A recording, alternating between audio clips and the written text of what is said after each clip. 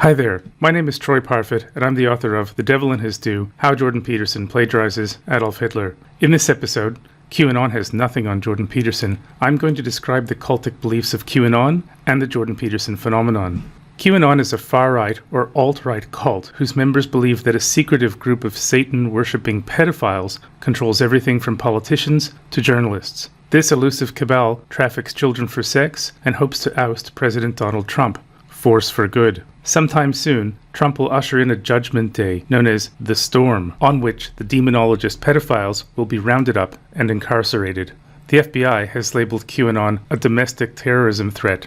The Anti-Defamation League has noted that the organization's messages about Israel, Jews, George Soros, and the Rothschilds reveal some troubling examples of anti-Semitism. I would add that given the fascist elements of Trump's so-called populism, QAnon bears some overlap to the Völkisch esoteric beliefs that helped fuel National Socialism. Völkisch esotericism was a pastiche of ideas that included mysticism, paganism, Norse mythology, Eastern religion, Luciferianism, occultism, and anti-Semitism. Jews were depicted as monsters, vampires, and devils. Top Nazis were influenced by Völkisch esotericism, including Heinrich Himmler, Alfred Rosenberg, Rudolf Hess, Adolf Hitler, and Hitler's mentor, Dietrich Eckart. And what, you may be wondering, does any of this have to do with Jordan Peterson? There is some overlap between QAnon and the cult of Jordan Peterson, for example, far-right or alt-right beliefs and followers. For years, Peterson has been railing against Karl Marx and Jacques Derrida, and has criticized and taken swipes at members of the Frankfurt School, such as Max Horkheimer and Theodor Adorno, who were obsessed with preventing another Holocaust. Marx, Derrida, Adorno, and Horkheimer were all Jewish. Peterson has spoken about the Jewish question and has made numerous statements like the following. There's Jewish overrepresentation in political movements, including radical political movements. Ah yes, the radical Jews who are overrepresented. Which 20th century historical figure railed against radical ideas from the Jews and their overrepresentation in a certain political movement in white society? As I mentioned in a previous episode, Jordan Peterson spoke about Jewish overrepresentation to Stéphane Molyneux, a white nationalist and cult leader. Moreover, Peterson has come to the defense of Adolf Hitler, Adolf Eichmann, chief logistician regarding the final solution, and Martin Heidegger, who, as rector of the University of Freiburg, made pro-Hitler speeches to his students. Peterson has also taken sides with a neo-Nazi organizer named Ernst Zundel, who was imprisoned in Canada for 2 years for being a threat to national security, and for 5 years in Germany for inciting racial hatred. Peterson claimed that the Canadian government devised hate speech laws to deal with Zundel, which is untrue. Peterson implied that hate speech legislation was unfair and limited freedom of speech. He said, quote, "So we're going to pay for it, but hopefully we'll wake up and push back before we pay too high a price," end quote. It's interesting that he defended Zundel and said we need to wake up because the propaganda stickers that Ernst Zundel printed in Toronto and shipped to his acolytes in Munich so they could plaster them around town said, "Germans awake, join the battle." Like QAnon, the Peterson phenomenon also features a savior, or messiah, only it isn't Donald Trump, it's Jordan Peterson. As I document in The Devil and His Due, Peterson has emphasized repeatedly that the Germans viewed Hitler as their savior, which they did and which has been noted by historians. However, Peterson has revealed that he believes himself to be a savior. When the Canadian alt-right savior taught his Maps of Meaning course at Harvard in 1996, he told his students that the lectures were primarily about 20th century atrocities, most notably the Holocaust. Specifically, he wanted to examine the motivations for ordinary people to participate in a phenomenon like the Holocaust and willingly create a kind of hell on earth. Despite his stated aims, he seldom spoke of the Holocaust. He spent more time discussing Egyptology, Norse mythology, biology, alchemy, Eastern religion, Carl Jung, schizophrenia, and the devil. He also had much to say about Friedrich Nietzsche, asking his students to read Beyond Good and Evil, a volume that makes several anti-Semitic declarations. It should be mentioned that Friedrich Nietzsche was much loved by members of the Third Reich, including Adolf Hitler and Joseph Goebbels. If Peterson's Maps of Meaning lectures are mainly about the Holocaust, then his book Maps of Meaning must also be largely about the Holocaust, but again, he rarely mentions the subject. The words Holocaust and Hitler appear in Maps of Meaning just 4 times each. Instead, we are treated to Gnostic poetry, discussions of alchemy, commendation for the occult, and talk of Satan and demonic possession. Peterson has admitted that 12 Rules for Life is a simplified rewriting with updates of maps of meaning. In other words, it too is predicated on historical events like the Holocaust. But how could that be? It's a self-help book. If you think my interpretation is off base or unwarranted, I can assure you, it's not. During a talk published by the How-To Academy, Peterson said, "You have to understand that you could not only do what the Nazi camp guards did in Auschwitz, but that you could actually enjoy it. And then you have to decide that you're not going to do that anymore. And that's not an easy thing to figure out. Well, and that's what Rule 7 is about. So that's a rough chapter, man."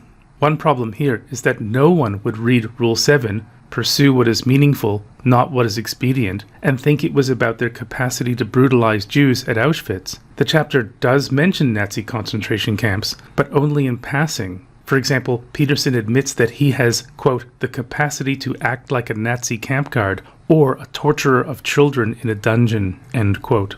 It's always reassuring when public intellectuals talk about their ability to torture children in dungeons. I mean, which public intellectual hasn't done that? Anyway, in Rule 7, we get lots of Satan talk, poetry from John Milton's Paradise Lost, in which the devil is the hero, and there are 2 subsections on evil. The overarching theme of Rule 7 is the importance of making sacrifices. Funny thing that, because Hitler spent an inordinate amount of time reminding Germans about the importance of making sacrifices.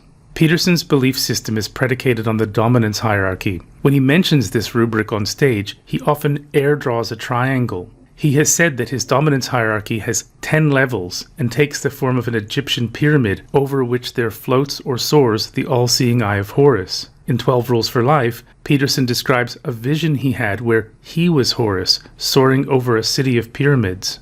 Just to be clear, the Savior didn't have a dream about this, but a vision. On the lower echelons of Peterson's dominance hierarchy are the ancient and primitive lobsters, that is, Peterson's followers. Peterson has said, quote, "I like to use lobsters as examples because lobsters arrange themselves into dominance hierarchies, and they have very complex social behavior. They don't have much of a brain. You can have pretty damned complex social behavior without having much of a brain," end quote. The lobster followers, without much of a brain, should try to claw their way to the pyramid's pinnacle. That will bring them closer to the all-seeing eye. They can do so by putting their life in order and combating chaos. You see, in the dominance hierarchy, there are 2 opposing forces, order and chaos. This is interesting because chaos was one of the epithets that Hitler used for the Jews. As for what Peterson has in mind by getting one's life in order, here he is at the University of Toronto manically describing columns of soldiers at a Nuremberg rally. Quote, "They're all uniform and they're all imitating the dictator in an absolutely perfect way. And so the dictator wants to impose strict uniformity on the entire population. That's order, order." End quote. Lobsters who get their lives in order can become exploratory heroes who travel beyond the borders of the dominance hierarchy and slay the dragon or slice up the menacing snake. Dragons and snakes were more Nazi epithets for the Jews. Nazi propaganda posters showed soldiers fighting against and slaying the Jewish Bolshevik dragon and snake. Mind you, if lobsters aren't up for exciting adventures, there are other options for getting their lives in order. For instance, they can stay at home and slaughter a goat in their backyard in a ritual that ought to be, quote, "sufficiently bloody," end quote. Peterson says this will help them transform into a new man. Or the lobsters can take LSD, cocaine, psilocybin, and ecstasy, drugs Peterson has touted. Regarding cocaine, he has told his students that they, quote, "should be nose deep in that stuff non-stop," end quote. As for psilocybin and ecstasy, he has described them as miracle cures. If arthropods want to quit smoking, the only way to do it, the science is in, is to ingest psilocybin and have a mystical experience. They can also try nitrous oxide or laughing gas because it's, quote, "actually an intense hallucinogen at the appropriate doses," end quote. Peterson has disclosed that he takes hallucinogens to help him commune with God the Father. I wonder who he means by God the Father. As I record this, Peterson is being treated for drug addiction.